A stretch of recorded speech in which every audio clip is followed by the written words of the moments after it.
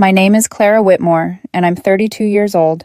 If you had asked me just a year ago, I would have told you my life was predictable, steady, even enviable. 9 years married to Daniel, the man I thought was my best friend. We had a comfortable house in the suburbs, stable jobs, and we'd been talking about starting a family soon. To anyone looking from the outside, we looked solid. But I know now, stability can be nothing more than silence before the storm. Looking back, there were signs I should have seen. The way Daniel started rolling his eyes whenever I suggested a quiet night in, curled on the couch with takeout and a movie. How he began dropping Melissa's name into conversations more and more. Melissa, his coworker from marketing. At first, it was harmless. She had a funny story about the office printer jamming, or she'd recommended a restaurant he thought we should try. But over time, her presence in our lives grew louder, even when she wasn't in the room. Then came the late nights, the urgent projects that seemed to appear out of nowhere. He'd come home past midnight, smelling faintly of cologne he didn't own, his tie loosened, his smile practiced but distant. And when I asked, he would give me that weary look, the kind meant to shut down questions without raising suspicion. I told myself it was stress. Everyone gets restless. Everyone craves novelty. We'd been married nearly a decade. Maybe this was just the rut people warn you about. But in my heart, I knew something was breaking. It all came to a head on an ordinary Tuesday in March. I came home from work, my arms full of groceries, to the sound of drawers slamming upstairs. At first, I thought we'd been robbed. My heart raced as I hurried up the stairs, only to find Daniel in our bedroom, throwing clothes into a suitcase. Not packing, throwing. His movements sharp, angry, like each shirt was a weapon. "Daniel?" My voice cracked as I set the bags down. "What's going on?" He froze for just a moment before turning to face me. His expression was cold, almost rehearsed, as though he'd been practicing this look in the mirror. "I can't do this anymore, Clara," he said, zipping the suitcase shut with a violent pull. I blinked. "Do what? What are you talking about?" He let out a bitter laugh. "This life. You, us. I'm only 32, and I feel like my life is over. Every day is the same. Work, home, dinner, bed. It's suffocating." The words sliced through me. I stood there numb, my mind scrambling for air. I thought we were happy. That's the problem. He ran a hand through his hair, pacing now, like the speech had been bubbling inside him for months. Happy is mediocre. I need more. I want passion, excitement, experiences. I look at other people, our friends, people online, and I see what I'm missing. What kind of experiences, Daniel? My voice trembled, but I forced him to look at me. Be specific. He stopped pacing. His eyes, once warm, now gleamed with defiance. I want to see other people. I want to open our marriage. It was like a physical blow. My breath hitched, and I actually took a step back. You mean, you want to sleep with other women? Don't make it sound dirty, he snapped. It's about growth, about not settling for less than we deserve.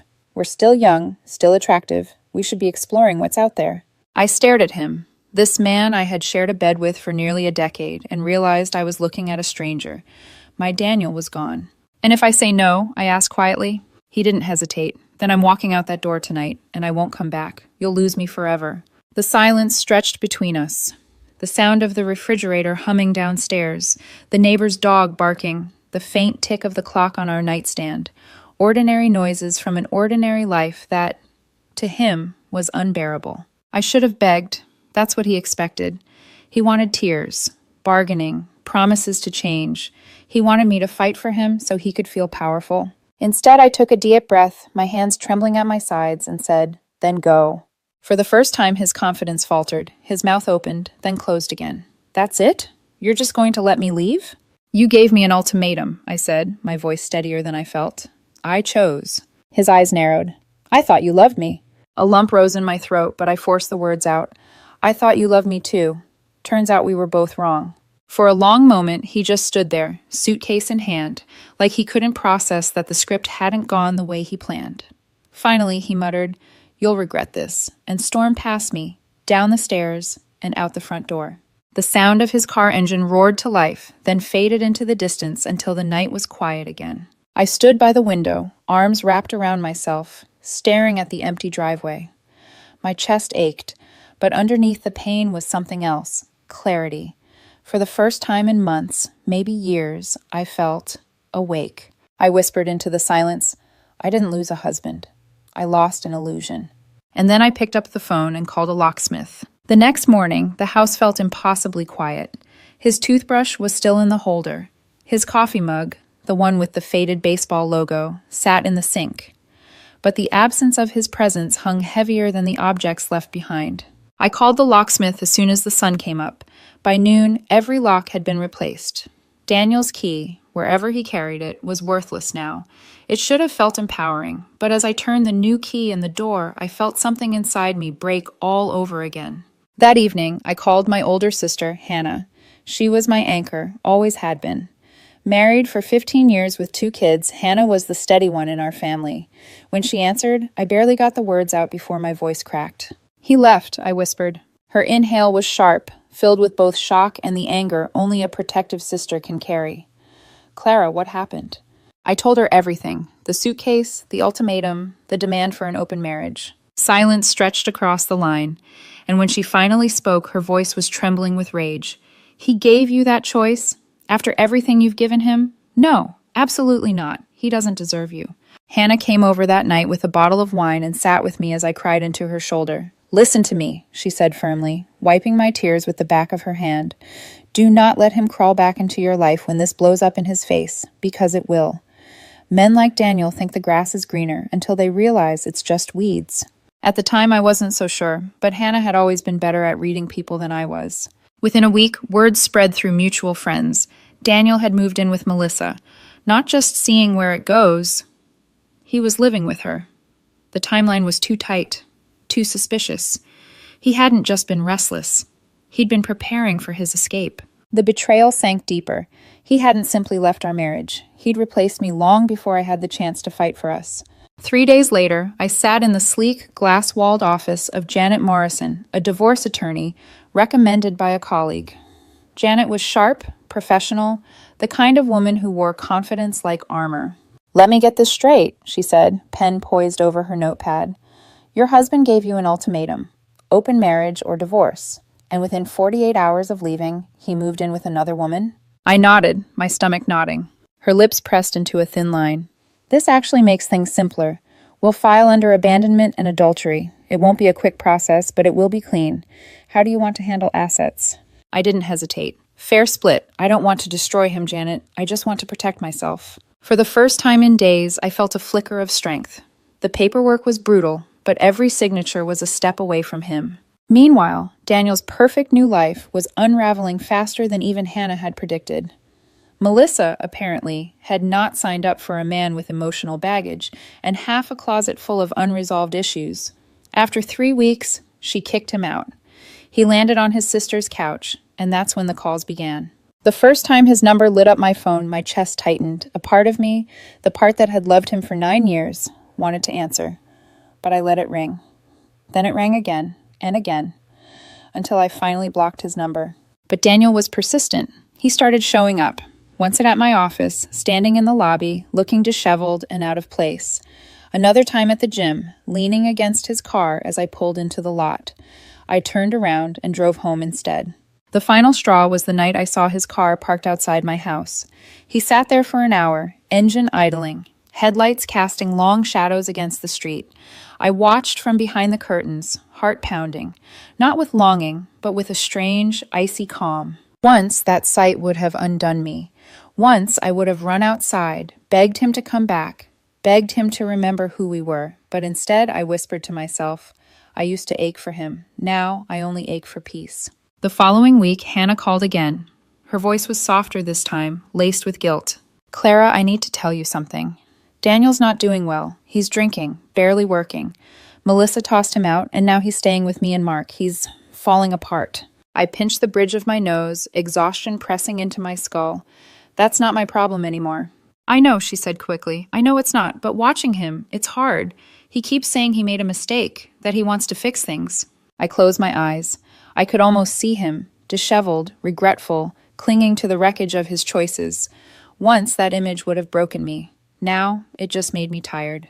"Hannah, listen carefully. He destroyed what we had when he walked out with that suitcase. I won't let him destroy me again by walking back in." There was silence. Then, with a shaky sigh, she said, I just hope you don't regret slamming that door shut. I looked around my quiet, lock-changed house. For the first time in weeks, I could breathe without the weight of his betrayal pressing down on me. I won't, I said firmly. But late at night, when the world was still, doubt crept in. Was I truly free? Or was I just bracing myself for the storm Daniel wasn't finished bringing to my doorstep? Because deep down, I knew him well enough to understand one thing. Daniel wasn't done with me yet. There's a strange kind of silence that follows heartbreak. At first, it feels unbearable, like every empty room echoes the absence of the person who once filled it. But slowly, almost imperceptibly, that silence changes. It becomes space. Space to breathe. Space to think. Space to rebuild. In the weeks after Daniel left, I forced myself into routines. Every morning I went to the gym, pushing my body harder than I thought possible. Sweating, lifting, running. It wasn't about fitness. It was about reclaiming control. My body had betrayed me with trembling hands and tear-stained nights. Now it was the one thing I could strengthen, reshape, command. Work became my second refuge. I threw myself into projects, volunteered for assignments I might once have declined. Colleagues noticed the shift. Some whispered that I was glowing, though the glow came from fire, not joy. And then there were the small rebellions. Cooking, for example. Daniel always handled the kitchen, often rolling his eyes whenever I tried.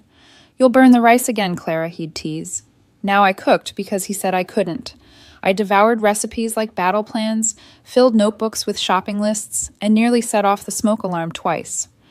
But when I pulled a roasted chicken from the oven one night, crispy, golden, steaming, I felt victorious. Still, the nights were hardest.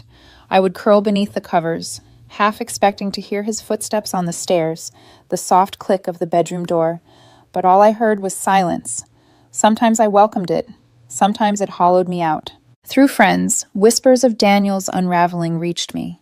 He'd lost weight. He'd been drinking more than usual. Melissa had slammed her door shut, and he'd stumbled into his sister's house like a man stripped of everything. One evening, Hannah called. Her voice was tight, strained. "Clara, he's not himself. He sits in my living room, staring at the wall for hours. He's barely holding on to his job. Mark says he's a wreck." My grip on the phone tightened. "And what do you expect me to do about it?" "I don't expect anything," she said quickly. I thought you should know." I closed my eyes, fighting the tangle of emotions. Once, his pain would have been my burden. I would have rushed to soothe it, to hold him together. Now, the thought made me feel like I was drowning. "Hannah," I said firmly, "he made his choice. I'm not his lifeline anymore." There was silence on her end. Finally, she whispered, "You're stronger than me. I don't know how you do it." The truth was, I wasn't sure either. A month after Daniel's departure, I agreed to a dinner invitation from a colleague. It wasn't a date, at least not in my mind. Just two coworkers catching up, but sitting across from someone who looked at me with interest, genuine, curious interest, reminded me I wasn't invisible. I laughed more than I expected. For the first time in months, I felt something other than grief.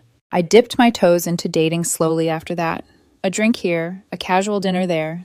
Nothing serious.